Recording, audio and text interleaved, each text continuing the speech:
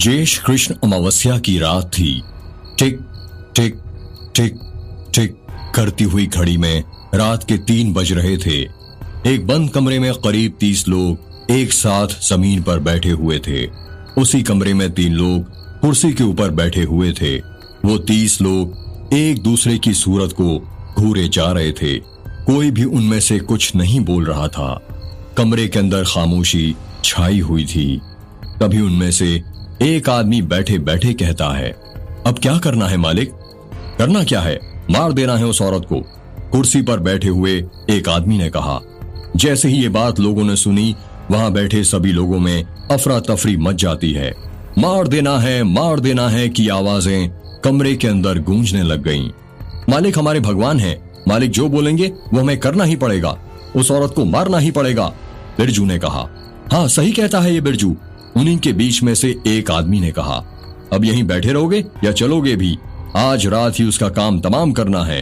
कुर्सी पर बैठे हुए पहले आदमी ने गुस्से में बोला, याद रहे कल का सूरज वो देख नहीं पाए।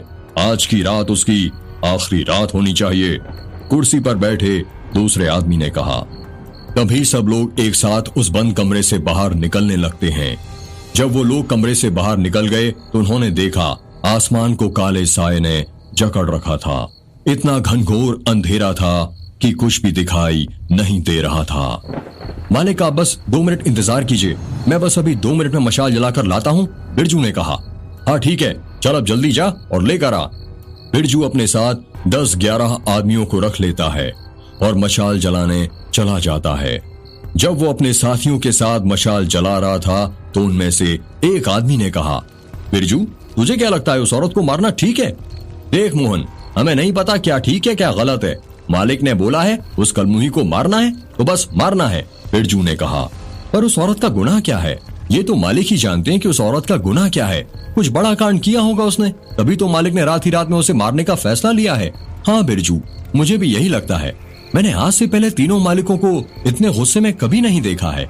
जरूर कुछ तो गुल खिलाया है उसने। उसी की सजा आज उस कलमुही को मिलेगी, क्योंकि मालिक हमारे गांव के भगवान हैं और भगवान जब चाहे जिसे चाहे अपनी इच्छा अनुसार मार सकते हैं, बिरजू ने कहा। पर हमें पूछना तो चाहिए ना कि उसे क्यों मार रहे हैं? पगला रहा है क्या मोहन? मालिक से सवाल जवाब करना मतलब भगवान से सवाल जवाब करना, और भगवानों से कभी सवाल जवाब नहीं किया जाता, वरना पाप लगता है, बिरजू ने कहा। बिरजू और उसके साथी मशाल जलाकर जहां पर सब लोग इकट्ठा खड़े थे वहां पर पहुंच जाते हैं। इतनी देर लगा दी तूने बिरजू, अब जल्दी चल। मेघ गांव में आज जिंदा नहीं छोड़ेंगे उस औरत को। सारे गांव को मुक्ति दिलाना चाहती थी ना, आज हम उसे मुक्ति दिलाएंगे। इतना सुनते ही सब लोग मेघ गांव की तरफ जाने लगते हैं। महाराष्ट्र के गोंदिया जिले में एक गांव है जिसका नाम है मेघ। मेघ गांव की सीमा जब प्रारंभ होती है तो उससे पहले दास गांव पड़ता है, और जब सीमा खत्म होती है तो उसके बाद बलमा टोला पड़ता है। सभी शहर जाने की ट्रेन गोंदिया स्टेशन पर आती है। गोंदिया स्टेशन जाने का रास्ता दास गांव से होकर जाता है। इसके अलावा एक और रास्ता है, वो है पहाड़ी वाला रास्ता। पर वो रास्ता 40 किलोमीटर लंबा है, इसलिए इस रास्ते का उपयोग गांव का कोई भी व्यक्ति नहीं करता है।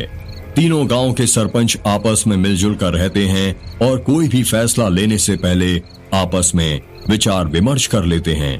बलमा टोला, दास गांव और मेघ गांव के तीनों सरपंच अपने आदमियों के साथ मिलकर मेघ गांव की ओर आगे बढ़ रहे हैं। उस सुनसान गांव में बस उन 30 लोगों के चलने की कदमों की आहट ही सुनाई दे रही थी। कोई पसीने से भीगा हुआ था तो कोई डर के मारे कांप रहा था। किसी को नहीं पता है कि आज ज्येष्ठ कृष्ण अमावस्या की रात क्या होने वाला है। कुछ आदमियों के हाथों में मशाल है तो कुछ आदमियों के हाथों में लाठियां। मशाल से सिर्फ इतना प्रकाश उत्पन्न हो रहा है कि बस आसपास की कुछ चीजें ही दिखाई दे रही हैं। चलते चलते उन आदमियों का झुंड मेघ गांव के स्कूल तक पहुंच जाता है। वो लोग आपस में बातें कर रहे हैं कि उस औरत को छोड़ेंगे नहीं, आज या तो वो रहेगी या तो हम। हाँ सही कह रहे हो तुम, उन्हीं आदमियों के बीच में से एक आदमी ने कहा। जब वो लोग मेघ गांव के स्कूल के अंदर गए तो उन्होंने देखा एक औरत जो सुहागन की लाल रंग की साड़ी पहनी हुई है उसके हाथों में लाल चूड़ियां, गले और कानों में सोने के गहने हैं। उस औरत के लंबे लंबे काले बाल हैं जो उसकी कमर तक आते हैं। उसके शरीर का रंग गोरा है। वो औरत बरगद के पेड़ को कसकर पकड़कर सो रही है। उसको देखकर ऐसा लग रहा था जैसे वो अपने घर के अंदर बिस्तर पर सो रही हो। अरे देखो वो रही, पकड़ लो उसे, मेघ गांव के सरपंच धनपत राय ने कहा। हाँ पकड़ लो और बांध दो इसे इस बरगद के पेड़ से, बलमा टोला गांव के सरपंच तेज बहादुर ने कहा। जल्दी करो नालायकों, मेरा मुंह क्या देखते हो, पकड़ो उसे वरना वो भाग जाएगी, दास गांव के सरपंच महेंद्र सिंह ने कहा। 4-5 लोग आगे बढ़ते हैं और उस औरत को पकड़ लेते हैं। जब उन लोगों ने उस औरत को छुआ तो उस औरत की नींद खुल जाती है और वो हड़बड़ाते हुए कहती है, ये आप लोग क्या कर रहे हो, मुझे क्यों पकड़ रहे हो, छोड़ो मुझे, देखो मैं कह देती हूँ कोई हाथ मत लगाना मुझे, वरना मुझसे बुरा कोई नहीं होगा। वहां पर खड़ा कोई भी आदमी उस औरत के सवालों का कुछ जवाब नहीं देता। वो लोग बस सरपंच के हुक्म का पालन कर रहे थे। वो औरत बार बार बस एक ही सवाल पूछ रही थी कि आप लोग क्या कर रहे हो, क्यों पकड़ रहे हो मुझे। उसकी कोई भी बातों का जवाब नहीं दे रहा था कोई। अब इसे बस पकड़ कर ही रखोगे कि बरगद के पेड़ से बांधोगे भी, धनपत राय ने कहा। जल्दी करो नालायकों, तेज बहादुर ने कहा। सरपंच के आदमी रस्सी ढूंढने लग जाते हैं पर 15 मिनट गुजर जाने के बाद भी उन्हें रस्सी नहीं मिलती। तो महेंद्र सिंह कहते हैं, कब तक रस्सी ढूंढोगे बेवकूफों, दिख नहीं रहा रस्सी, इसने पहन रखी है, उतारो उसकी साड़ी और उसी से बांध दो इसे बरगद के पेड़ से। नहीं ऐसा मत करो प्लीज, मैं तुम्हारे हाथ जोड़ती हूँ, भगवान के लिए मुझ पर रहम करो, उस औरत ने रोते हुए कहा। उसी भगवान के लिए ही तो तुझे मार रहे हैं चुड़ैल, धनपत राय ने कहा। वो औरत अपने दोनों हाथों से अपनी साड़ी को कसकर पकड़ने की कोशिश करने लगती है और सरपंच के आदमियों ने उसे पकड़ रखा था, जिस कारण वो कुछ नहीं कर पा रही थी। जिन लोगों ने उस औरत को पकड़ रखा था उसमें से एक आदमी उस औरत की साड़ी का पल्लू पकड़ लेता है और उस पल्लू को खींच देता है, जिस कारण उस औरत की साड़ी उसके शरीर से उतर जाती है। साड़ी खींचने के साथ ही उस औरत के हाथों की लाल रंग की चूड़ियां भी टूट जाती हैं और टूटकर नीचे बिखर जाती हैं। वो औरत अर्धनग्न हो जाती है और अपने हाथों से अपना वक्ष छुपाने लगती है। वहां उपस्थित सभी लोग उस दृश्य का सिर्फ लुत्फ उठा रहे हैं। किसी को भी अपनी आंखों पर लज्जा नहीं आ रही थी। वो आदमी उस औरत की लाल रंग की साड़ी से उसे बरगद के पेड़ से बांध देता है। उस औरत को इस प्रकार बांधा गया था कि उसके दोनों हाथ ऊपर थे और वो अपने हाथ को छुड़ा नहीं सकती थी। वो औरत चीखने लगती है, चिल्लाने लगती है, छोड़ दो मुझे, छोड़ दो मुझे, पर कोई भी आदमी उसकी बात नहीं सुनता। अब देरी मत करो, जल्दी से मिट्टी का तेल लाओ और डाल दो इसके ऊपर, तेज बहादुर ने कहा। 3-4 लोग अपने हाथों में मिट्टी के तेल से भरी कुप्पी लेकर आते हैं और उस औरत के ऊपर डालने लगते हैं। जैसे ही उस औरत के ऊपर मिट्टी के तेल की कुछ बूंदें गिरती हैं, वो चिल्लाने लगती है और कहती है, ये क्या कर रहे हो तुम लोग, ऐसा मत करो, रुक जाओ प्लीज, रुक जाओ। पर वो आदमी नहीं रुकते और उस औरत के ऊपर मिट्टी का तेल डालने लगते हैं। वो औरत पूरी मिट्टी के तेल से भीग चुकी थी। वातावरण में मिट्टी के तेल की गंध महकने लगी थी। वो औरत मिट्टी के तेल से भीगा हुआ अपना गोरा बदन देखकर डरने लगती है और रोने लगती है। मिट्टी के तेल और उसके आंसुओं में कोई फर्क नजर नहीं आ रहा था। उस औरत के साथ साथ बरगद का पेड़ भी मिट्टी के तेल से भीग चुका था। वो औरत तीनों सरपंच से अपनी जान की भीख मांगने लगती है, पर वो तीनों सरपंच इतने निर्दयी थे कि उस औरत की एक बात नहीं सुन रहे थे। छोड़ दीजिए सरपंच जी मुझे, उस औरत ने रोते हुए कहा। तुझे छोड़ दें, पागल हो रहे हैं क्या, हम तो तुझे मुक्ति दिला रहे हैं इस दुनिया से, महेंद्र सिंह ने कहा। हाँ सही कहा, मुक्ति का बहुत शौक था ना तुझे, तो अब ले ले मुक्ति, तेज बहादुर ने कहा। मुक्ति ले ले, धनपत राय ने कहा। जिन मशालों का उपयोग वो लोग कुछ देर पहले रोशनी के लिए कर रहे थे, अब उसी मशाल से वो उस औरत को जलाने की तैयारी कर रहे थे।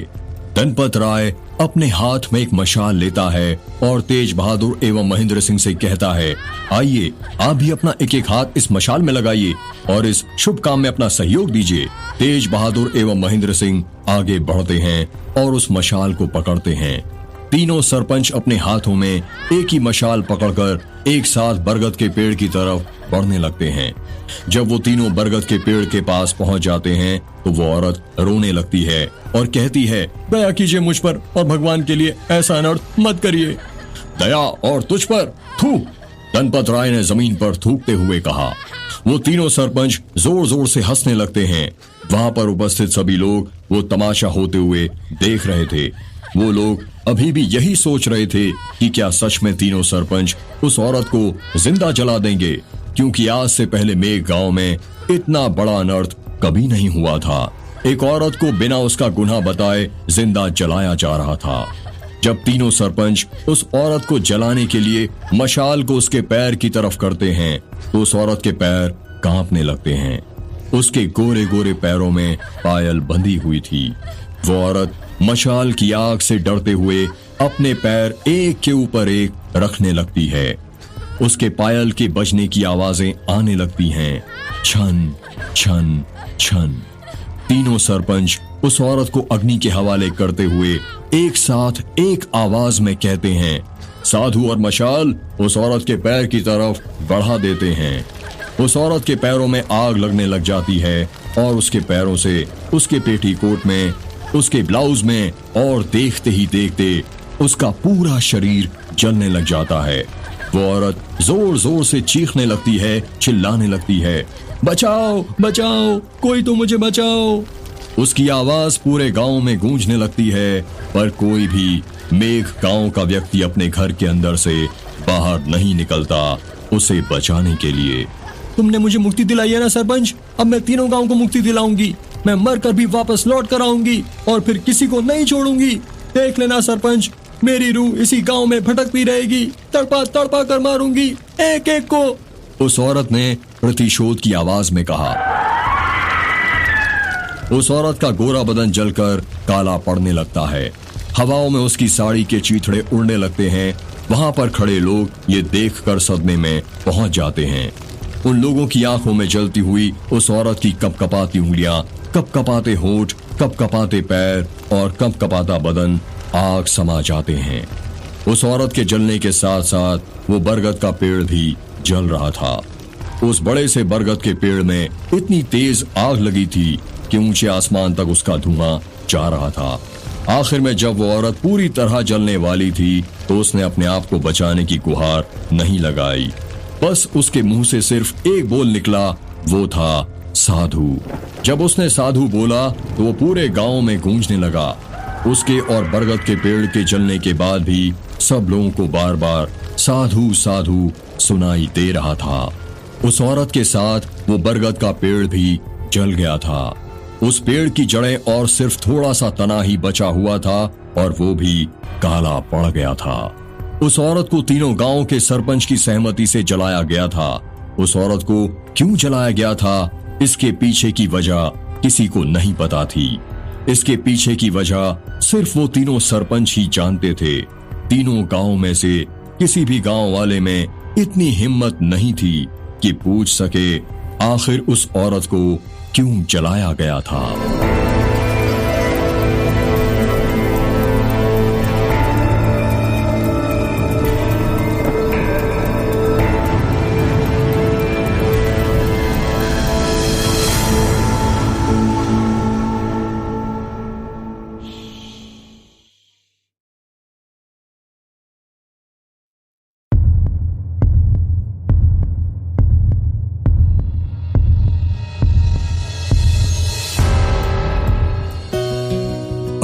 साल बाद। हेलो, हाँ रुद्र बोल। एक लड़के ने ट्रेन से नीचे उतरते हुए कहा, पीयूष कहाँ तक पहुंचे तुम लोग? रुद्र, हम लोग गोंदिया स्टेशन पर पहुंच चुके हैं और यहाँ अनाउंसमेंट हो रही है, चावल नगरी में आपका स्वागत है। हाँ भाई, वो तो होगी, आखिर हमारा गोंदिया चावल नगरी के लिए ही तो प्रसिद्ध है। हाँ, देखते हैं कैसे चावल मिलते हैं तुम्हारे यहाँ। चल अब ये छोड़, ये बता, अर्जुन, समीर और अनन्या सब तेरे साथ ही है ना? हाँ भाई, हम सब साथ में ही हैं। तो सुन, तुम लोगों के लिए मैंने जिप्सी भेज दी है। राम काका आते ही होंगे तुम्हें लेने के लिए। उन्हीं के साथ यहाँ बलमा टोला तक आना है। अकेले गलती से भी मत आना। उनकी फोटो मैंने तुम्हें व्हाट्सएप पर भेज दी है। उन्होंने गले में लाल रंग का गमछा और धोती पहनी होगी। हाँ दूल्हे राजा, तुम तो ऐसे बोल रहे हो जैसे यदि हम लोग अकेले आएंगे तो कोई चुड़ैल हमें पकड़ लेगी। पीयूष की बात सुनकर रुद्र चुप हो जाता है। और एक बात बता, जब तुझे हमारी इतनी फिक्र हो रही है तो तू हमें खुद लेने क्यों नहीं आया? पीयूष ने कहा, यार पीयूष, मैं यहाँ इतना बिजी हूँ कि क्या बताऊं। तुझे तो पता ही है मेरी शादी की तैयारी मुझे खुद करनी पड़ रही है। पापा तो अब इस दुनिया में है नहीं, दादाजी को लकवा हुआ है और मम्मी सारे काम अकेले संभाल नहीं सकती। हाँ भाई ठीक है, चलो मैं रखता हूँ, मुझे राम काका दिख गए हैं। हाँ ठीक है, फिर मिलकर बात करते हैं। इतना कहकर रुद्र ने फोन काट दिया। रुद्र बलमाटोला गांव के सरपंच तेज बहादुर का बेटा है। तेज बहादुर अब इस दुनिया में नहीं थे। रुद्र की उम्र करीब 27 साल है, जिसका कद करीब 6 फुट और रंग गोरा है। रुद्र के बाल छोटे छोटे हैं। रुद्र ने अपनी इंजीनियरिंग की पढ़ाई भोपाल के UIT कॉलेज से पूरी करी है। रुद्र ने अपनी शादी में अपने कुछ कॉलेज के दोस्तों को भी बुलाया है। इस वक्त रुद्र अपनी शादी की तैयारियां कर रहा है और मंडप लग रहा है। उसके घर में उसकी माँ लता बहुत खुश है। आखिर कौन माँ खुश नहीं होती होगी अपने बेटे की शादी के दिन। माँओं का तो सपना होता है अपने बेटे को दूल्हे के सेहरे में देखने का। रुद्र के दोस्त लोग गोंदिया स्टेशन पर खड़े हुए हैं। गोंदिया स्टेशन पर बहुत भीड़ लगी हुई है। अरे वो रहे राम काका, पीयूष ने कहा। कहाँ पर पीयूष? वहाँ खड़ी लड़की ने कहा। तुम यहीं पर रुको महारानी, मैं अभी लेकर आता हूँ। इतना कहकर पीयूष अपने दोस्तों को, जिसमें से एक लड़की और 2 लड़के हैं, उन्हें वहीं पर छोड़कर चले जाता है। थोड़ी देर बाद वो लड़की देखती है कि पीयूष एक बूढ़े आदमी को, जिसकी उम्र करीब 60 साल होगी, अपने साथ लेकर आता है। उस बूढ़े आदमी ने लाल रंग का गमछा और सफेद रंग की धोती पहनी हुई है। उस बूढ़े आदमी के सफेद रंग के बाल हैं और चेहरे पर कई झुर्रियां हैं। उसको देखने से ही लग रहा था कि वो रुद्र के घर का बहुत पुराना नौकर होगा। पीयूष उस बूढ़े आदमी को अपने दोस्तों के पास लेकर पहुंचता है और कहता है, ये है राम काका। नमस्ते राम काका, सभी ने एक साथ कहा। राम काका उनकी बातों का कुछ जवाब नहीं देते। वो कहते हैं, आप लोगों का सामान कहाँ रखा है? राम काका की आवाज बहुत भारी थी। अरे नहीं काका, आप रहने दीजिए, हम उठा लेंगे। पीयूष के बगल में खड़े एक लंबे बाल वाले लड़के ने कहा। तो फिर जल्दी चलो मेरे साथ, रात होने से पहले हमें बलमाटोला पहुंचना है, राम काका ने कहा। राम काका की बात सुनकर वो सब लोग अजीब से चेहरे बनाने लगते हैं और उन्हें कुछ अटपटा सा लगता है, क्योंकि अभी सुबह के 9 बज रहे थे। रात इतनी जल्दी कैसे हो जाती, और गोंदिया से बलमाटोला सिर्फ 80 किलोमीटर दूर था। राम काका वहां से जाने लगते हैं। सब लोग अपना अपना बैग अपने हाथ में उठाते हैं और राम काका के पीछे जाने लगते हैं। जब वो लोग स्टेशन से बाहर निकलते हैं तो देखते हैं उनके सामने एक हरे रंग की जिप्सी लगी हुई थी। जिप्सी के पास जाकर राम काका खड़े हो जाते हैं। जल्दी से आप सभी लोग इसमें बैठ जाइए, राम काका ने कहा। आप चलाएंगे जिप्सी? वहां खड़ी लड़की ने मुंह फाड़ते हुए कहा। हम सही सलामत तो पहुंच जाएंगे ना? पीयूष ने मजाक करते हुए कहा। वो तो ऊपर वाला ही बता सकता है, राम काका ने कहा। राम काका की बात सुनकर वहां पर खड़े एक लंबे बाल वाला लड़का हंसने लगता है और कहता है, आप मजाक बहुत अच्छा कर लेते हैं काका। देखो भाई, मैं तो राम काका के साथ आगे बैठूंगा। पीयूष ने जिप्सी की आगे वाली सीट पर बैठते हुए कहा। 2 लड़के और एक लड़की पीछे वाली सीट पर जाकर बैठ जाते हैं। राम काका जिप्सी में बैठते हैं और जिप्सी स्टार्ट करने लग जाते हैं। रुद्र के दोस्त लोग जिप्सी में बैठकर राम काका के साथ बलमाटोला जा रहे थे। वो लोग रास्ते में ही थे कि तभी पीयूष ने कहा, आपके गांव में कोई रेस्टोरेंट है क्या? राम काका कोई जवाब नहीं देते। पीयूष फिर पूछता है, क्या आपके गांव में कोई अंग्रेजी शराब की दुकान है? राम काका फिर कोई जवाब नहीं देते। पीयूष की बात सुनकर उसके दोस्त लोग उस पर हंसने लग जाते हैं। मैंने सुना है कि 18 साल पहले बलमाटोला गांव के पास एक गांव था जिसका नाम था मेघ। वहां पर एक औरत को जिंदा जला दिया गया था, क्या ये सच है? पीछे बैठे हुए लंबे बाल वाले लड़के ने कहा, हाँ ये सच है। राम काका ने धीरे से कहा, फिर तो उसकी आत्मा भटक रही होगी उस गांव में। पीयूष ने हंसते हुए कहा, हाँ भटक रही है। राम काका ने गंभीर स्वर में कहा। काका की बात सुनकर पीयूष शांत हो जाता है। क्या आप हमें मेघ गांव और उस औरत के बारे में कुछ बता सकते हैं? लंबे बाल वाले लड़के ने कहा। काका जिप्सी चलाते हुए कहते हैं, आज से 18 साल पहले बलमाटोला, दास गांव और मेघ गांव के सरपंचों और उनके कुछ साथियों ने मिलकर मेघ गांव की एक औरत को बरगद के पेड़ से बांधकर जिंदा जला दिया गया था। उस औरत के मरने के अगले ही दिन से मेघ गांव की काया बदलना शुरू हो गई। बिरजू नाम का एक आदमी जो मेघ गांव का रहने वाला था, कहते हैं कि एक रात जब वो अपने खेत में था तो उसने एक औरत को लाल रंग की साड़ी में उसके खेत में भटकते हुए देखा। उसने धीरे धीरे अपने कदम आगे बढ़ाए और उस औरत की तरफ जाने लग गया। उस औरत का चेहरा उसे नहीं दिख रहा था। बिरजू तेज तेज अपने कदम बढ़ाने लग गया। खेत में गेहूं की फसल लगी थी जिसकी कटाई होनी बाकी थी। बिरजू खेत के बीचों बीच से गुजर रहा था जिस कारण उसके और गेहूं की फसल के टकराने की आवाज सुनाई दे रही थी। जब वो उस औरत के पास पहुंचा तो उसने देखा वो औरत अचानक वहां से गायब हो जाती है। ये देखकर बिरजू का सर चकरा जाता है। बिरजू खेतों के बीचों बीच खड़ा था। दूर दूर तक अंधेरा नजर आ रहा था और अंधेरे में थी गेहूं की फसलें। बिरजू की सांसें फूलने लग गईं। वो सोचने लगा, वो औरत कहाँ गायब हो गई? अभी थोड़ी देर पहले तो यहीं पर खड़ी थी। वो ये सोच ही रहा था कि तभी उसे किसी चीज के जलने की गंध आने लग गई। जब उसने धीरे से पीछे मुड़कर देखा तो खेत के कोने से आग लगना शुरू हो गई थी। और फिर जब उसने सामने देखा तो उसके आग की फसलों में भी आग लग रही थी। देखते ही देखते उसके चारों तरफ अपने आप आग लग जाती है। बिरजू के पास भागने का कोई रास्ता नहीं था। वो चारों तरफ से फंस गया था। गांव वालों ने जब अपनी फसल जलने की आग देखी तो वो दौड़ते हुए आए। सारा गांव इकट्ठा हो गया। उस आग में उन्होंने सिर्फ बिरजू के जलने की चीखों की आवाज सुनी।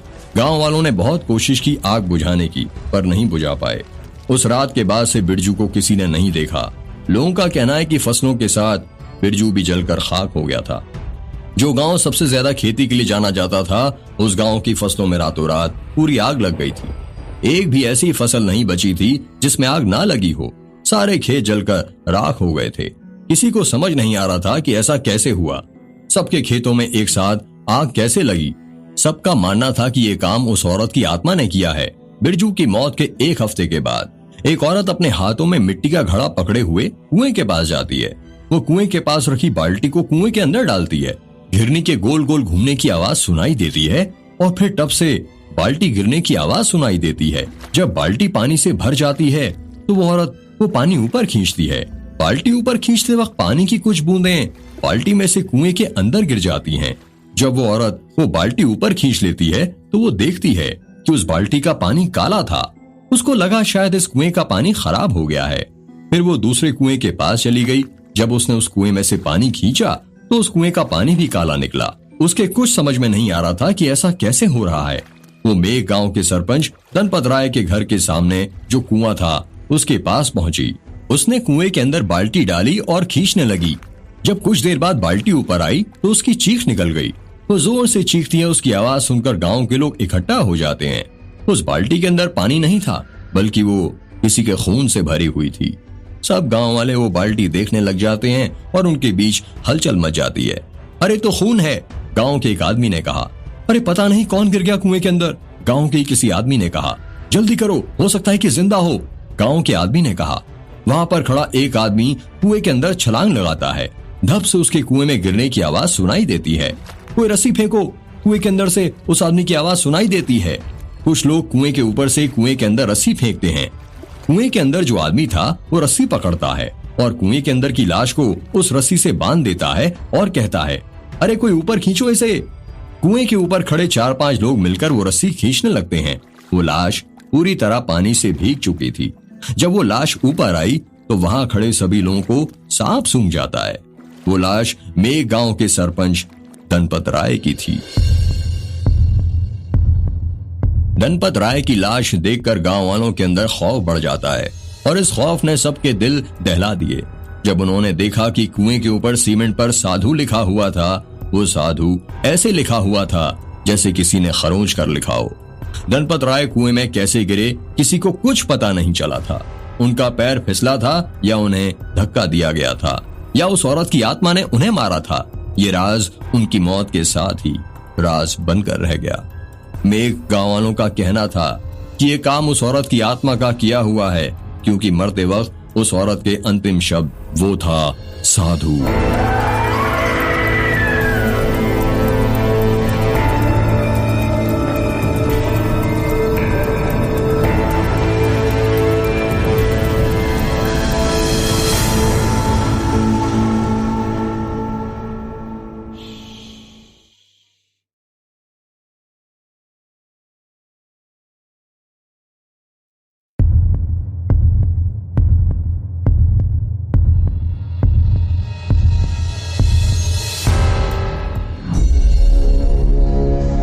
साधु साधु साधु, राम काका ने कहा।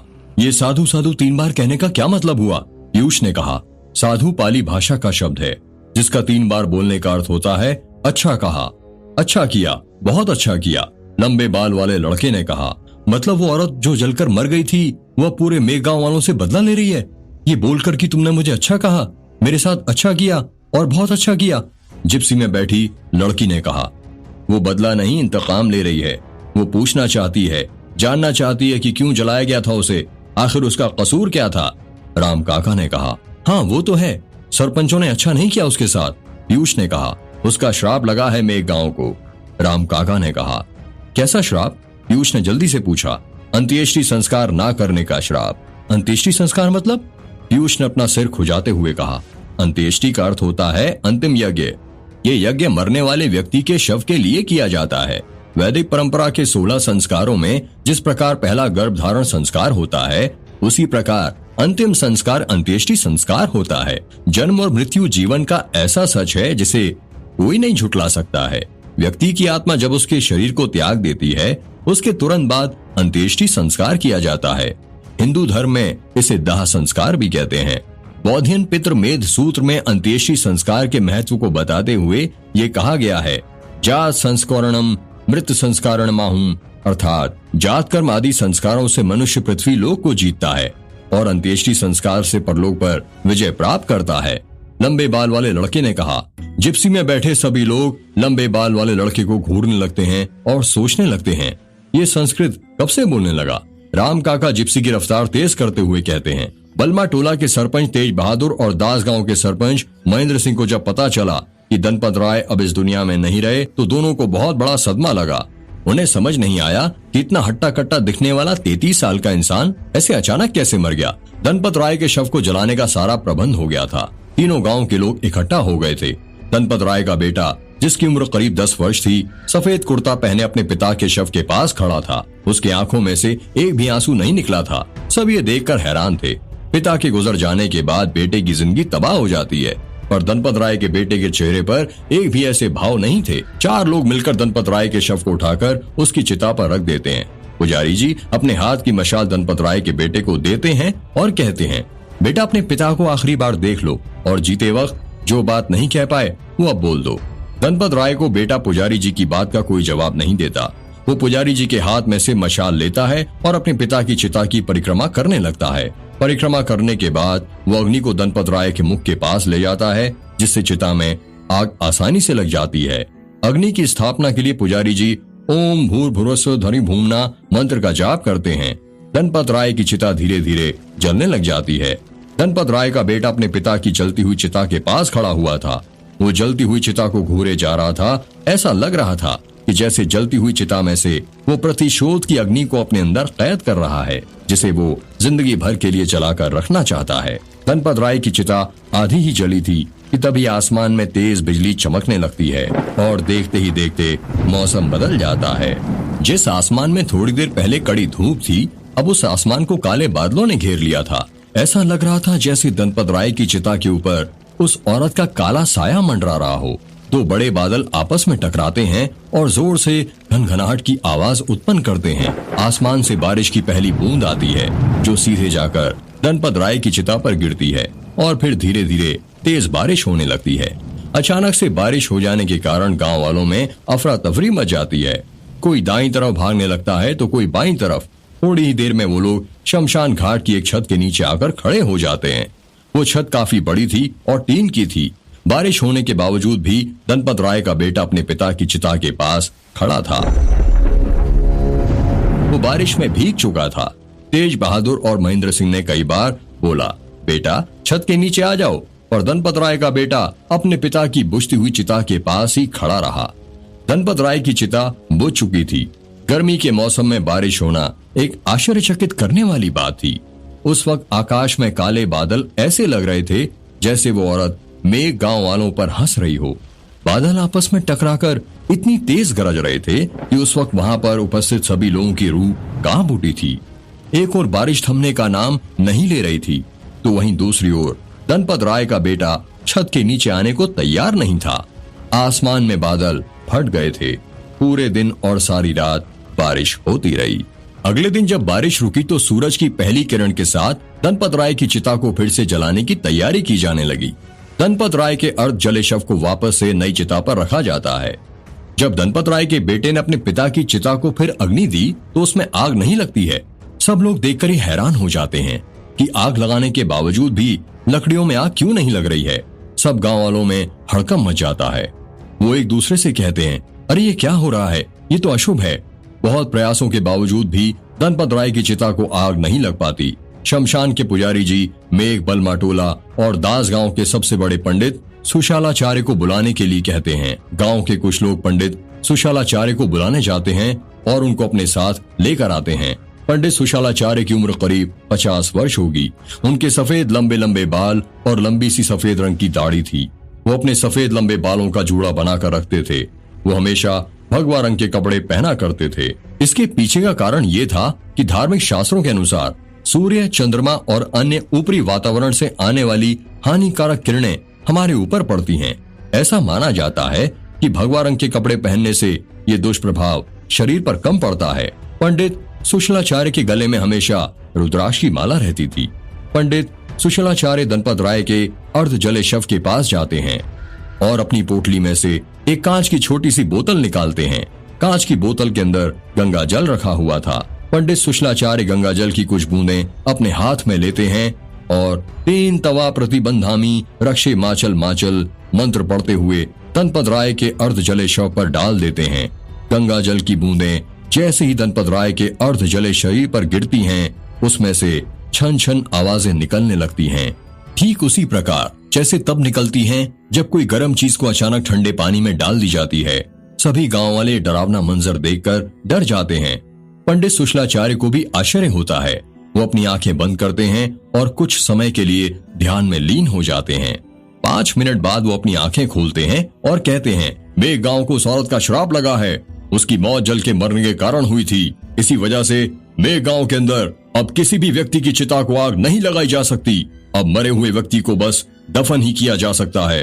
पंडित सुशलाचार्य की बात सुनकर गांव वालों में अफरा तफरी मच जाती है और वो एक दूसरे से कहने लगते हैं, अरे ये कैसे हो सकता है, हाँ ये कैसे हो सकता है। गांव के दूसरे आदमी ने कहा, लोगों के आवाजों की गूंज पूरे शमशान में गूंजने लगती है। ये तो हिंदू धर्म के विरुद्ध है। महागुरु पंडित सुशलाचार्य जी, यदि मृत्यु के बाद शव का अंतिम संस्कार नहीं किया गया तो धर्म भ्रष्ट हो जाएगा। शमशान घाट के पुजारी ने कहा, मुझे पता है, पर अब यही विधि का विधान है। उस औरत के श्राप को कोई नहीं रोक सकता, मैं भी नहीं। पंडित सुशलाचार्य के कहने पर गांव वाले बिना किसी सवाल जवाब के धनपत राय के शव को दफनाने के लिए राजी हो जाते हैं। क्योंकि गांव में कोई भी पंडित सुशलाचार्य के विरुद्ध नहीं जाता था, उन्हें सरपंच से ऊपर की भी उपाधि प्राप्त थी। 4-5 लोग आगे बढ़ते हैं और धनपत राय के अर्ध जले शव को अपने कंधों पर उठा लेते हैं। वो लोग शव को जो खेत अचानक जलकर राख हो गए थे वहां पर ले जाने लगते हैं। उन्हीं के पीछे धनपत राय का बेटा महेंद्र सिंह, तेज बहादुर और गांव के बाकी सब लोग जाने लगते हैं। चलते चलते रास्ते में गांव के लोग बातें करते हैं कि ये कैसा श्राप दे दिया उस कलमुही ने, सारे गांव का धर्म भ्रष्ट कर दिया। धनपत राय के अर्ध जले शव को खेत में ले लिया गया था। 3-4 लोग जाते हैं और फावड़ा और तगाड़ी लेकर आते हैं। वो लोग धनपत राय के शव के लिए गड्ढा खोदने ही वाले थे कि तभी धनपत राय का बेटा कहता है, कोई गड्ढा नहीं खोदेगा, ये मेरे पिता हैं और मैं खुद अपने पिता के शव के लिए गड्ढा खोदूंगा और इसमें मुझे किसी की सहायता की आवश्यकता नहीं है। अरे ये तुम क्या बोल रहे हो बेटा? महेंद्र सिंह ने कहा, हाँ बेटा, तुम कैसे इतना बड़ा गड्ढा खोद पाओगे? अभी तुम्हारी उम्र ही क्या है? ये काम हम लोगों को ही करने दो। तेज बहादुर ने कहा, नहीं काका, ये काम तो मैं स्वयं ही करूंगा। कृपया करके आप सब पीछे हट जाएं और मुझे ना रोकें। धनपत राय के बेटे की बात मानकर सब लोग पीछे हट जाते हैं। धनपत राय का बेटा फावड़ा उठाता है और गड्ढा खोदने लग जाता है। वो करीब 2 घंटे तक अपने पिता के शव के लिए गड्ढा खोदता रहता है। जब गड्ढा खुद जाता है तो वो गांव के कुछ लोगों के साथ मिलकर अपने पिता के शव को गड्ढे के अंदर डाल देता है। शव को गड्ढे में डालने के बाद धनपत राय का बेटा अपने दोनों हाथों की मुट्ठी में जमीन की मिट्टी उठाता है और गड्ढे के अंदर डालता है और 3 बार धीमी आवाज में साधु साधु साधु बोलता है। उसके बाद गांव का हर एक सदस्य आता है और शव के ऊपर मिट्टी डालने लगता है। इस तरह धनपत राय के शव को दफना दिया जाता है। धनपत राय के अर्ध जले शव को दफनाने के बाद जब भी मेघ गांव में किसी की भी मौत होती तो उसकी लाश को जलाया नहीं जाता, बल्कि खेत में ही दफना दिया जाता था। 1 महीने के अंदर ही मेघ गांव में अदृश्य तरीके से 100 से भी ज्यादा मौतें हुई थीं। जिन खेतों में मेघ गांव वाले फसल उगाया करते थे, वही खेत अब वो कब्रिस्तान में तब्दील हो गए थे। धनपत राय के मरने के बाद ही मेघ गांव के सभी कुओं का पानी काला पड़ गया था। मेघ गांव वालों को अब पानी भरने के लिए बलमा टोला या दास गांव जाना पड़ता था।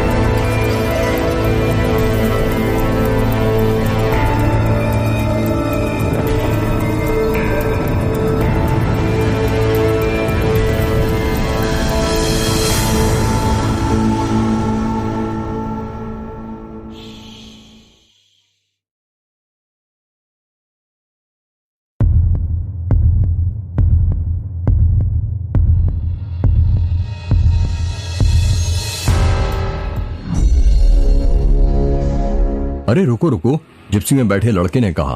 क्या हुआ भाई? पीयूष ने कहा। दिख नहीं रहा सामने रोड के बीचों बीच कितना बड़ा दरवाजा है? हाँ यार दिख रहा है, बहुत ही अनोखा लग रहा है, पीयूष ने कहा। राम काका यहीं पर जिप्सी रोक दीजिए, लंबे बाल वाले लड़के ने कहा। नहीं, यहाँ पर रोक नहीं सकते, राम काका ने कहा। पर क्यों? पीयूष ने पूछा। क्योंकि ये मेघ गांव की प्रारंभिक सीमा है। प्लीज रोक दीजिए ना काका, सब लोगों ने एक साथ मिलकर कहा। सब लोगों के जोर देने के कारण राम काका जिप्सी रोक देते हैं।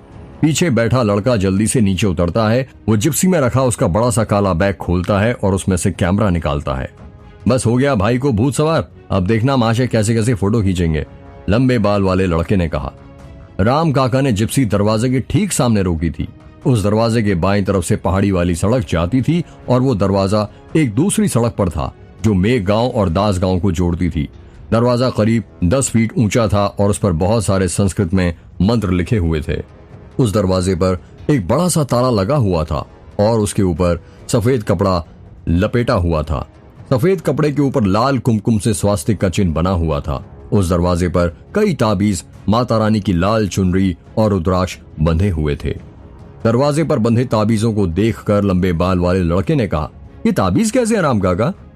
ये ताबीजों और इस दरवाजे की अलग कहानी है, राम काका ने कहा। लंबे बाल वाला लड़का दरवाजे पर लिखे मंत्र को पढ़ते हुए कहता है, अन्नत पुण्य फल कदम अत शांतिम प्रच्छम। इस मंत्र का प्रयोग तो तब किया जाता है ना जब किसी प्रेत आत्मा को कैद किया जाता है या कैद करना हो। राम काका इस सवाल का जवाब देते उससे पहले ही जिस लड़के के हाथ में कैमरा था उसने कहा, wow what a beautiful temple. Camera पकड़े हुए लड़के ने पहाड़ी की चोटी पर बने बड़े से मंदिर को देखते हुए कहा। सब लोग उस मंदिर को देखने लगते हैं। जिस दरवाजे के पास वो लोग खड़े थे वहां से पहाड़ी की चोटी पर का मंदिर छोटा सा दिख रहा था। वो नजारा बहुत सुंदर था। उस पहाड़ी पर वो मंदिर लोगों को अपनी ओर आकर्षित कर रहा था। वो मंदिर कौन सा है? लड़की ने पूछा। वो मेघनाथ मंदिर है, राम काका ने कहा। बड़ा ही अद्भुत मंदिर है, लंबे बाल वाले लड़के ने कहा। इसके पीछे भी एक कहानी है, पर फिर कभी सुनाऊंगा। आपके गांव का नाम बलमा टोला की जगह कहानी टोला होना चाहिए। यहाँ हर चीज के पीछे कहानी होती है, पीयूष ने हंसते हुए कहा। अब हमें देर हो रही है, रुद्र हमारा इंतजार कर रहा है, हमें चलना चाहिए, राम काका ने कहा। हाँ सही कहा आपने, उनके साथ वाली लड़की ने कहा। सब लोग जिप्सी में बैठ जाते हैं। राम काका जिप्सी स्टार्ट कर ही रहे थे कि तभी वो देखते हैं उनकी जिप्सी के पीछे के 2 टायर पंचर हो गए हैं। अरे ये कैसे पंचर हो गए? अब जिप्सी यहीं खड़ी थी तो ठीक थी, पीयूष ने कहा। मैंने कहा था ना, हमें यहाँ पर नहीं रुकना चाहिए, ये उसी औरत का प्रकोप है, राम काका ने कहा। सब लोग राम काका की ओर देखने लगते हैं और उन्हें घूरने लगते हैं। अब क्या हमें पैदल जाना पड़ेगा? जिप्सी में बैठी लड़की ने कहा। आप लोग यहीं रोकिए, मैं दास गांव से किसी मैकेनिक को लेकर आता हूँ, राम काका ने कहा। यह सुनकर पीयूष हंसने लगता है और कहता है, मैकेनिक? उसकी क्या जरूरत है? हम हैं तो मैकेनिकल इंजीनियर, पर सिर्फ नाम मात्र के। हम में से इंजीनियरिंग आती किसी को नहीं है। पीयूष की बात सुनकर सब लोग हंसने लग जाते हैं। हाँ राम काका सही कहा पीयूष ने, पर यह इंजीनियरिंग कमाल की चीज है। आपको इंजीनियरिंग भले ही ना सिखाए, पर यह जिंदगी जीने का तरीका सिखा देती है, लंबे बाल वाले लड़के ने कहा। आप सभी जिप्सी में ही बैठे रहना, कभी कोई बाहर मत निकलना, मैं बस थोड़ी देर में किसी को मदद के लिए लेकर आता हूँ। इतना कहकर राम काका जिप्सी से उतरते हैं और दास गांव की ओर जाने लगते हैं। अरे तुम्हें राम काका अजीब नहीं लगते कुछ? जिप्सी में बैठी लड़की ने कहा। सिर्फ राम काका नहीं, मुझे तो पूरा गांव ही अजीब लगता है। सुना नहीं तुमने कैसी कैसी छुड़ाने वाली कहानियां सुनाते हैं? पीयूष ने कहा। हाँ यार सही कहा, लड़की ने कहा। पता नहीं रुद्र यहाँ कैसे रहता है, पीयूष ने कहा। हाँ भाई मैं भी यही सोच रहा था, गले में कैमरा टांगे हुए लड़के ने कहा। पीयूष जिप्सी से नीचे उतरने लगा, तभी लंबे बाल वाला लड़का पीयूष का मजाक उड़ाते हुए कहता है, अरे नीचे क्यों उतर रहा है, जल्दी से ऊपर आ जा वरना वो चुड़ैल आ जाएगी। ये बात सुनकर सभी लोग हंसने लगते हैं। गले में कैमरा टंगा हुआ लड़का जिप्सी से नीचे उतरता है और बंद दरवाजे के पास जाकर चुपचाप खड़ा हो जाता है। वो लड़का उस दरवाजे को करीब 5 मिनट से घूरे जा रहा था। उसे उसके दोस्तों ने वहां पर ऐसे चुपचाप खड़ा देखा तो उन्हें बहुत अजीब लगा। अरे ओ, वहां पर खड़ा होकर किसे घूर रहा है? लंबे बाल वाले लड़के ने पूछा। घूर नहीं रहा हूं, सोच रहा हूं। क्या सोच रहा है? पीयूष ने पूछा। यही कि इस दरवाजे के पीछे पता नहीं क्या होगा, हो सकता है कोई खजाना हो। खजाने का तो पता नहीं, पर सुना एक औरत की आत्मा जरूर भटक रही है, पीयूष ने हंसते हुए कहा। पीयूष की बात सुनकर सभी लोग हंसने लगते हैं। पर पता नहीं यार क्यों बंद करके रखा है इस गांव को। मैं तो अपनी जिंदगी में पहली बार ऐसा देख रही हूँ जहाँ पर किसी गांव को बंद करने के लिए ऐसे बीचों बीच इतना बड़ा दरवाजा बनाया गया हो और ऊपर से इतने सारे ताबीज भी बांध दी गए हों, लड़की ने कहा। वो लोग आपस में बातें कर ही रहे थे कि तभी वहां पर राम काका अपने साथ दास गांव के एक मैकेनिक को लेकर आ जाते हैं। वो मैकेनिक जिप्सी का टायर निकालता है और उसका पंचर बनाने लगता है। आधे घंटे में वो पंचर बना देता है और टायर जिप्सी में लगा देता है। जिप्सी ठीक होने के बाद वो लोग पहाड़ी वाली सड़क के बलमा टोला जाने के लिए निकल पड़ते हैं। रुद्र सीढ़ियों पर चढ़कर गार्डन में अपनी शादी के मंडप का पर्दा लगा रहा था, तभी उसे जिप्सी के रुकने की आवाज सुनाई दी। जिप्सी की आवाज सुनकर वो सीढ़ियों पर से नीचे उतर जाता है। राम काका रुद्र के दोस्तों के साथ हवेली पहुंच गए थे। अरे तुम लोग आ गए? रुद्र ने अपने दोस्तों को देखते हुए कहा। क्यों, तुझे क्या लगा था हम लोग भटक जाएंगे? पीयूष ने इतना कहकर रुद्र को गले लगा लिया। रुद्र अपने साथी दोस्तों से बारी बारी गले मिल ही रहा था, तभी रुद्र की माँ अपनी देवरानी आयशा और आयशा के पति संतोष के साथ वहां पर आ जाती है। रुद्र की माँ की उम्र करीब 50 वर्ष है। विधवा होने के कारण वो अपनी मांग में सिंदूर नहीं लगाती हैं और बिल्कुल भी गहने नहीं पहनती, पर हाँ सफेद साड़ी पहनने की जगह सिंपल हर रंग की साड़ी पहना करती हैं। रुद्र एक एक करके अपने दोस्तों को अपनी माँ, चाची और चाचाई से मिलाने लगता है। रुद्र ने अपने एक मोटे से दोस्त की ओर उंगली करते हुए कहा, जिसकी हाइट करीब 6 फुट है। माँ इससे मिलिए, इसका नाम पीयूष है और खाने के सिवाय से कुछ नहीं आता है। देखिए इसकी तोंद कितनी बाहर निकली है। नहीं बेटा, ऐसे किसी का मजाक नहीं उड़ाते, रुद्र की माँ ने कहा। अब माँ इससे मिलिए। रुद्र ने एक दुबले पतले गेहूं रंग के लड़के जिसके बाल लंबे लंबे थे, जो उसकी गर्दन तक आते थे, उसकी ओर उंगली करते हुए कहा। इसका नाम अर्जुन है और ये बहुत बड़ा पत्रकार है टाइम्स हिंदुस्तान में। इसके नाम के बड़े बड़े कॉलम छपते हैं और सुना है बहुत जल्दी किताब भी लिखने वाला है।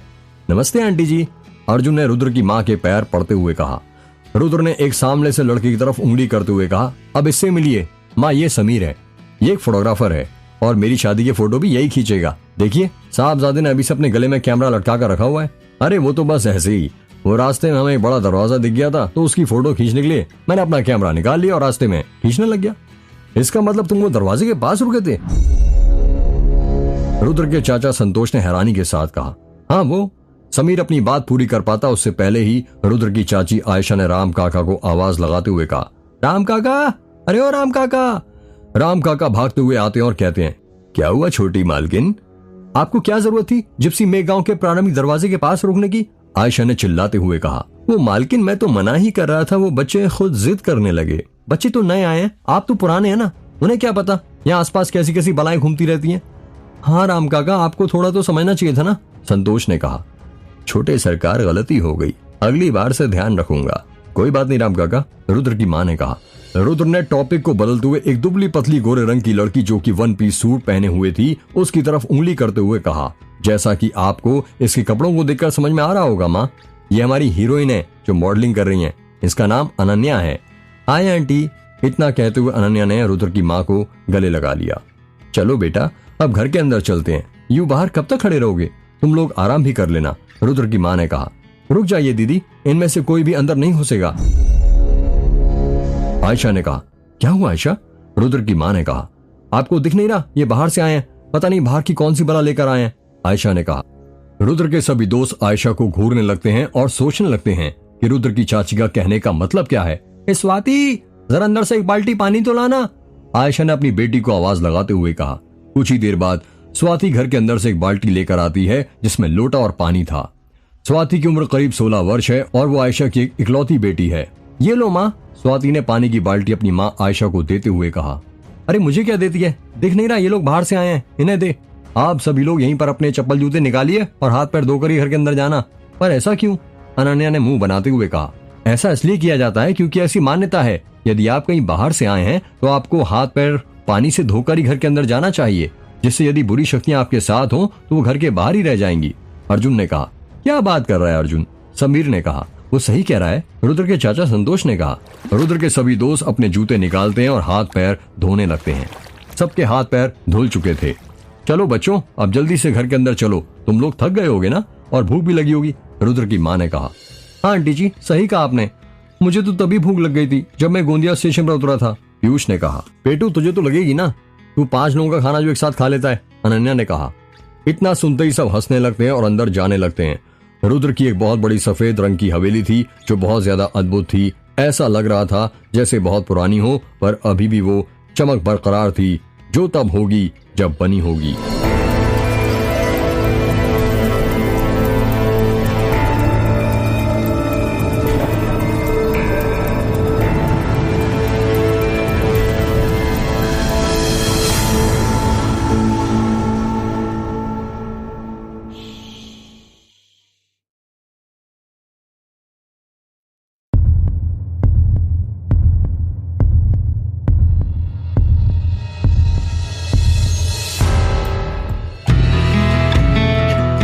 रुद्र के सभी दोस्त हवेली के अंदर घुसे ही थे कि घर के अंदर बैठा जर्मन शेफर्ड कुत्ता उन पर जोर जोर से भौंकने लगता है।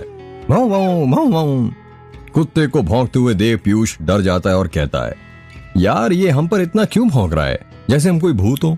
अच्छा, तो टाइगर नाराज है हमसे? वो तो होना भी चाहिए, आखिर हमने अपने दोस्तों से इसको जो नहीं मिलाया, रुद्र ने कहा।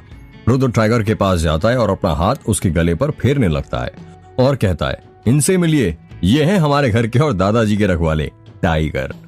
वाह यार, नाम तो एकदम शेरों वाला है, पीयूष ने कहा। ये है भी शेर, अच्छे अच्छों को डरा देता है। हाँ सही कहा, अभी अभी एक एग्जाम्पल देखा है हमने, अनन्या ने हंसते हुए कहा। वहीं पर हॉल में रुद्र के दादाजी व्हील चेयर पर बैठे हुए थे। रुद्र अपने सभी दोस्तों को उनके पास ले जाता है और कहता है, ये मेरे दादाजी हैं, ये बोल नहीं सकते, ना ही चल सकते हैं, इन्हें लकवा हुआ है। सब लोग दादाजी के पैर पड़ने लगते हैं। रात हो चुकी थी और सभी लोग साथ मिलकर डाइनिंग टेबल पर बैठे हुए थे। जब पीयूष ने खाने के बर्तनों पर से ढक्कन हटाना शुरू किया तो उसके मुंह में पानी आ गया। डाइनिंग टेबल पर पनीर की सब्जी, तंदूरी रोटी, रायता, दाल, सलाद और मीठे में गुलाब जामुन रखा हुआ था। खाने को देखकर पीयूष ने कहा, भाई तेरे घर क्या हर रोज इतना ही खाना बनता है, या सिर्फ कल तेरी शादी होने वाली है इसलिए इतना बना है? हाँ भाई, इतना तो रोज ही बनता है। वाह यार, फिर तो तेरे मजे ही मजे हैं, फिर भी कोई मतलब नहीं तेरा खाना खाने का, तू है तो दुबलेगा दुबलाई। यार ऐसा हमारे हार्मोन के कारण होता है, चाहे दुबला व्यक्ति कितना भी खा ले वो मोटा नहीं हो पाता, और मोटा कितना ही कम खाए पतला नहीं हो पाता। हमारी जिंदगी में एक बड़ी समस्या है, हर किसी को कुछ ना कुछ समस्या है, मोटे को पतला होना और पतले को मोटा होना है, समीर ने कहा। ये बात तो तुमने सही कही समीर, काले को गोरा होना है और गोरे को और गोरा, अनन्या ने कहा। रुद्र बहुत देर से देख रहा था कि अर्जुन कुछ चुपचाप बैठा हुआ था। अर्जुन को ऐसे चुपचाप बैठकर रुद्र ने उससे पूछा, लेखक साहब आप फिर कहां किस दुनिया में खो गए? कुछ नहीं रुद्र, मैं बस ये सोच रहा था कि कल तेरी शादी होने वाली है और तेरे घर में हमारे सिवा कोई और मेहमान क्यों नहीं दिख रहा। तो बात यह है कि मेरी शादी जल्दी जल्दी में हो रही है, इस वजह से हमने ज्यादा लोगों को नहीं बुलाया है, और हमारे जो रिश्तेदार है ना वो यहीं पर बलमा टोला और दास गांव में रहते हैं। जब कल शाम को शादी होगी तो वो लोग आ जाएंगे। अच्छा बढ़िया है, अर्जुन ने कहा। समीर ने रुद्र की हवेली को देखते हुए कहा, वैसे रुद्र तूने कभी बताया नहीं यार कि तेरी इतनी बड़ी हवेली है। यार कैसे बताता, कॉलेज में कभी मौका ही नहीं मिला। मौका मिलता भी कैसे, तुझे कभी तन्वी से फुर्सत ही नहीं मिली। इतना कहकर पीयूष जोर जोर से हंसने लगता है। यह सुनकर रुद्र का चेहरा उतर जाता है। एक पीयूष को छोड़कर बाकी सब चुप थे। कुछ देर बाद समीर ने रुद्र से पूछा, वैसे तन्वी को पता है क्या तू शादी कर रहा है? रुद्र थोड़ी देर रुककर कहता है, हाँ उसे पता है। अनन्या पानी पी रही थी, जब उसने सुना कि रुद्र ने तन्वी को भी इनवाइट किया है तो वो चौंक जाती है और उसके मुंह के अंदर का सारा पानी बाहर गिर जाता है। क्या बात कर रहा है, तूने तन्वी को भी बुलाया? अनन्या ने चौंकते हुए कहा। हाँ तो इसमें हर्ष क्या है, रुद्र ने कहा। वो कोई तेरी सिर्फ दोस्त नहीं है, तेरी एक्स गर्लफ्रेंड रह चुकी है, और तू क्या उसे ऐतिले मुश्किल का रणवीर समझता है जो तेरी शादी में आकर चन्ना मेरे मेरा गाएगी? अनन्या ने कहा। अब वही तो देखना है, यदि सच्चा प्यार किया होगा तो आएगी, अगर नहीं तो कभी नहीं आएगी। वैसे भी मुझे लगता है वो नहीं आएगी, रुद्र ने कहा। हाँ रुद्र तू सही कह रहा है, अगर उसे आना होता तो अब तक आ जाती। वैसे भी रात के 9 बज गए, अब वो नहीं आने वाली, और कल तो वैसे ही तेरी शादी है। अर्जुन ने कहा। वैसे कुछ भी बोलो, लड़की अच्छी थी यार, समीर ने कहा। हाँ यार बहुत अच्छी थी, पता नहीं क्या जादू था उसमें। तुम्हें याद है पूरे कॉलेज के लड़के उसके पीछे पड़े थे, अनन्या ने कहा। हाँ सही कहा, और उनमें से एक मैं भी था। पर वो किसके पीछे थी, इस बोंदू रुद्र के, पीयूष ने कहा। पीयूष की बातें सुनकर सब लोग हंसने लगते हैं। यार मेरी एक बात समझ में नहीं आई, कॉलेज में तो तुम्हारा सब कुछ ठीक ठाक चल रहा था, सब लोग तुम्हारी जोड़ी की मिसाल देते थे, फिर फाइनल ईयर में ऐसा क्या हुआ कि तुम दोनों अलग हो गए, और इतने कि पूरे साल एक दूसरे से बात तक नहीं की, यहां तक कि एक दूसरे का चेहरा भी देखना पसंद नहीं करते थे। अचानक ऐसा क्या हो गया था, अनन्या ने पूछा। कुछ बातों को यदि राज ही रहने दो तो ठीक रहता है, वरना यदि वो राज खुल जाते हैं तो सबको तकलीफ देने लगते हैं। इसलिए भला इसी में कि उन बातों को राज ही रहने दो। और वैसे भी मेरी जिंदगी कोई किताब नहीं है जो हर कोई जब चाहे तब पढ़ सकता है। ओ दूल्हे राजा, बातों घुमा मत, ये बता तुम्हारा ब्रेकअप क्यों हुआ था, समीर ने पूछा। समीर देख भाई ऐसा है, मैं पुरानी बातों को याद करके उस पर रोना नहीं चाहता। अब उस वक्त के बारे में सोचकर मैं अपना समय बर्बाद नहीं करना चाहता यार, क्योंकि मुझे पता है अब वो वक्त लौटकर कभी वापस नहीं आ सकता, ना ही मैं उस वक्त को बदल सकता हूं। इसलिए उन बातों को भूल जाए तो उसी में सबकी भलाई होती है। पीयूष ने टॉपिक को बदलते हुए कहा। वैसे राम काका कहां चले गए, दिख नहीं रहे। वो हवेली के बाहर गार्डन है ना, उसी के पास उनका घर है, रात में वो वहां पर ही रहते हैं। यार बाहर क्यों, अंदर क्यों नहीं, इतनी बड़ी हवेली है, कहीं भी रह सकते हैं आराम से। ये तो मुझे नहीं पता, पर शायद रखवाली के लिए। तुझे पता है तेरे राम काका बड़े एंटीक इंसान है, इन्हें तो कोई राइटर होना चाहिए था, बड़ी मनगढ़ंत कहानियां सुनाते हैं। मतलब मैं कुछ समझा नहीं, कहना क्या चाहते हो तुम? यही कि काका ने एक औरत की कहानी सुनाई थी जो मेघ गांव में जलकर मर गई थी। रुद्र ने धीरे से कहा। बेटा वो कहानी नहीं, हकीकत है। पीयूष ने डरते हुए धीरे धीरे कहा। इसका मतलब उसकी आत्मा सही में यहाँ पर भटक रही है? हाँ भाई, और जो लोग उसका मजाक उड़ाते हैं ना, वो उसी के शरीर में प्रवेश करती है। अगला नंबर तेरा है। रुद्र की बातें सुनकर अनन्या हंसने लगती है और कहती है, बस रुद्र, और कितना डराएगा इसे, दिख नहीं रहा इसकी हवा टाइट हो गई है। यार ऐसे मजाक मत किया कर प्लीज, पीयूष ने हाथ जोड़ते हुए कहा। रुद्र कुछ कहता उससे पहले ही समीर ने कहा, अब यार पेट पूजा तो हो गई, ये बता सोने का इंतजाम कहाँ किया है, मुझे तो बहुत तेज नींद आ रही है।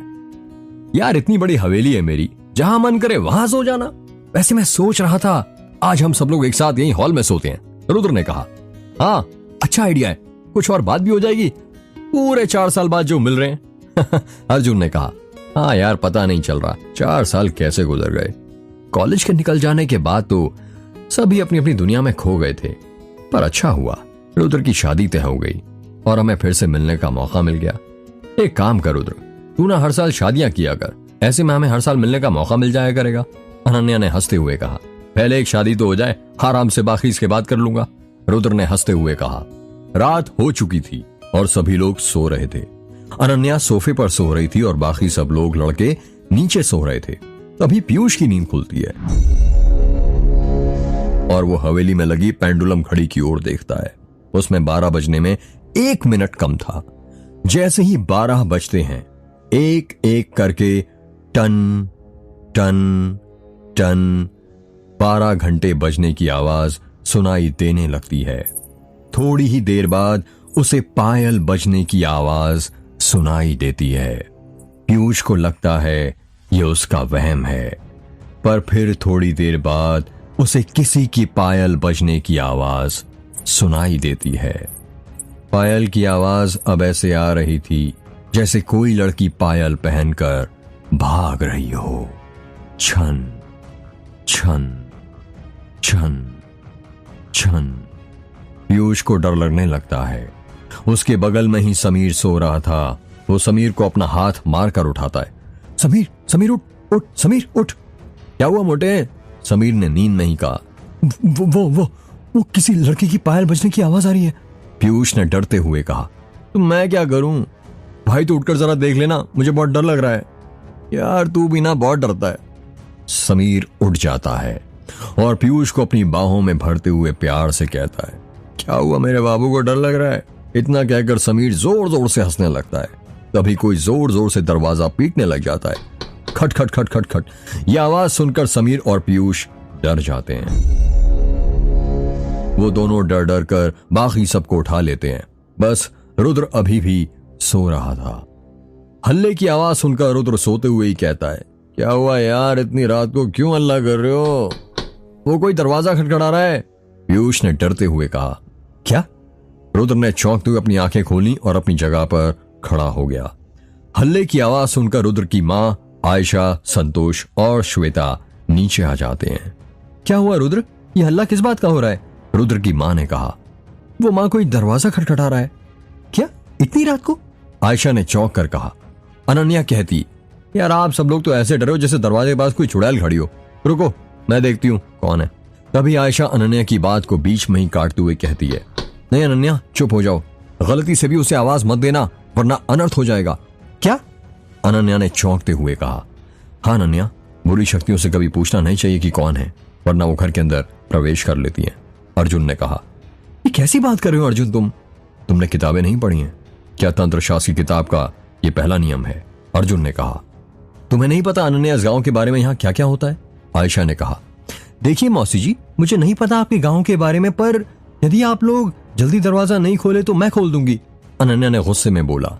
ठीक है मैं खोलता हूं, रुद्र ने कहा। नहीं बेटे तुम रहने दो, रुद्र की मां ने कहा। हाँ रुद्र तू रहने दे, मैं देखता हूं, रुद्र के चाचा संतोष ने कहा। नहीं चाचा मैं देखता हूं ना, आप घबराइए मत, मैं हूं ना। कोई जोर जोर से दरवाजा खटखटाए जा रहा था और रुद्र धीरे धीरे दरवाजा खोलने के लिए आगे बढ़ने लगता है। सभी लोगों के चेहरे पर डर था सिवाय अनन्या के। स्वाति ने अपनी मां आयशा का हाथ पकड़ लिया था और वो पसीने से पूरी भीग चुकी थी। पीयूष के होंठ कपकपा रहे थे। समीर के भी समझ में नहीं आ रहा था कि रात के 12 बजे के बाद इतनी रात को कौन आ सकता है। रुद्र दरवाजे के पास पहुंच चुका था और उसने अपना हाथ दरवाजे की तरफ बढ़ा लिया था। वो दरवाजा खोलने ही वाला था कि फिर उसे किसी के दरवाजा जोर जोर से खटखटाने की आवाज सुनाई देती है। खट खट खट खट खट खट खट खट।